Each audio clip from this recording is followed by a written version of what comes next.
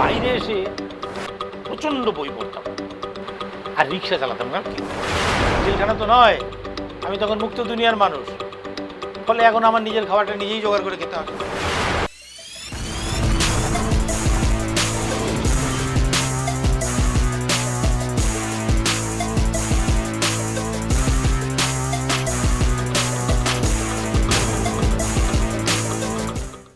আমাদের জাতির মধ্যে ডাক্তার আছে, ইঞ্জিনিয়ার আছে, অধ্যাপক আছে, বহু ধরনের মানুষ আছে। কবি ছিলেন বিনয় মজুমদার, লেখক ছিল না।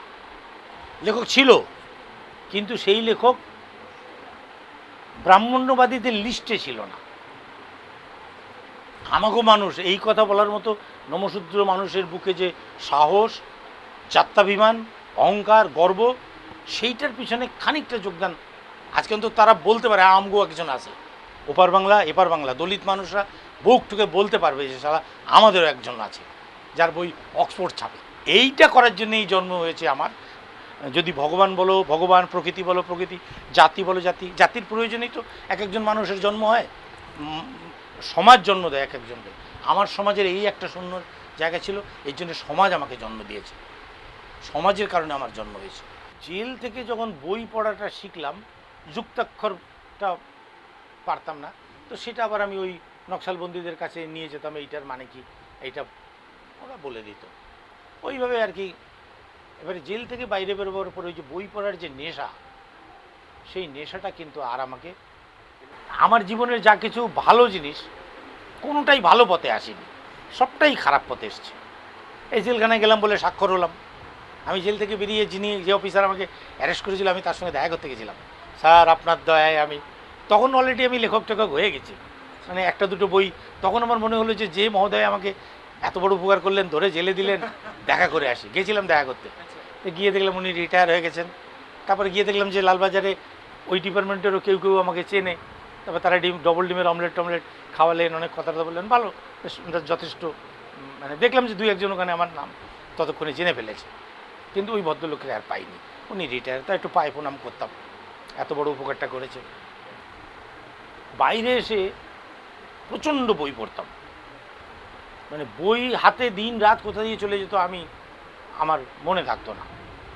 বইটাকে আগে শেষ করতে হবে, তারপরে সে রাত হোক আর দিন হোক, এরকম নেশা। আর রিক্সা চালাতাম না। কি এখানে তো আর কেউ ভাত নিয়ে আমাকে, তো আর জেলখানা তো নয়, আমি তখন মুক্ত দুনিয়ার মানুষ। ফলে এখন আমার নিজের খাবারটা নিজেই জোগাড় করে খেতে হবে। জেলখানায় নিজের খাওয়া নিজে জোগাড় করা লাগে না, ওটা সরকার দেয়। ফলে রিক্সা চালাতাম আর বই পড়তাম, রিক্সার উপরে বসে বই পড়ছি, স্টেশনে শুয়ে শুয়ে বই পড়ছি। ঠাট্টা টিকারিও করতো লোক, বিদ্যাসাগরের বাচ্চা ফাচ্চা এসবও বলতো। ভ্রুক্ষেপ করতাম না। রিক্সায় প্যাসেঞ্জার তারাও কেউ কেউ ঠাট্টা টিটকারি করতো, হ্যাঁ বই সাথে থাকলে ভাড়া বেশি পাওয়া যায় না, এরকম যার যা মনে। আমি কানেও নেইনি, আজও নেই না। আজও চারদিকে নিন্দা সমালোচনা ব্যঙ্গ বিদ্রুপের ঝড় বয়ে যায়, আমি কেয়ারই করে দো সালা। কুত্তাটাকে কি হাতি চলে বাজার মে, কুত্তাটাকে হাজার মে, সালা ডেকে যা, তোরা ডেকে যা, আমি আমার কাজ করে যাচ্ছি। তো আমি ওই জ্যোতিষ রায় কলেজের সামনে রিক্সা রেখে পড়েছিলাম। এবারে ওই অধ্যাপিকা উঠলেন, আমি তাকে চিনি না, তো তাকে আমি জিজ্ঞেস করলাম যে জিজিবিষা কথার মানে কি। ওইটা একটা বইয়ে আমি পেয়েছিলাম, চাণক্য সেনের পিতা পুত্র, ওই বইটার মধ্যে পেয়েছিলাম।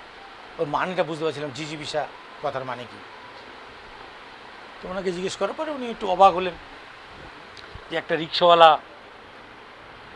কোথায় পেলে এই শব্দটা। তা আমি বই পড়ি। তুমি বই পড়ো? হ্যাঁ। কী কী বই পড়ো?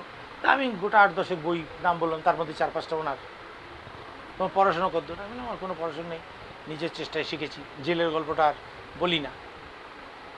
তখন উনি বলেন যে আমার একটা পত্রিকা বেরোয় ভর্তিকা, তাতে তোমার মতো মানুষরা লেখে, তুমি কি লিখবে?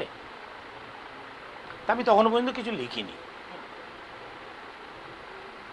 আমি ঠিক আছে, আপনার নাম ঠিকানা দিয়ে যান, যদি পারি তো। তারপর উনি নাম যেই লিখে দিলেন, দেখছি আরে এ তো মহাশ্বেত দেবী, এনার তো অনেক বই আমি পড়েছি।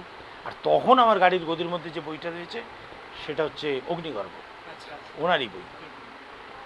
আমি বইটা বের করে ওনাকে দেখালাম। এখন আজকে আমি লেখক হয়ে এটা বুঝি যে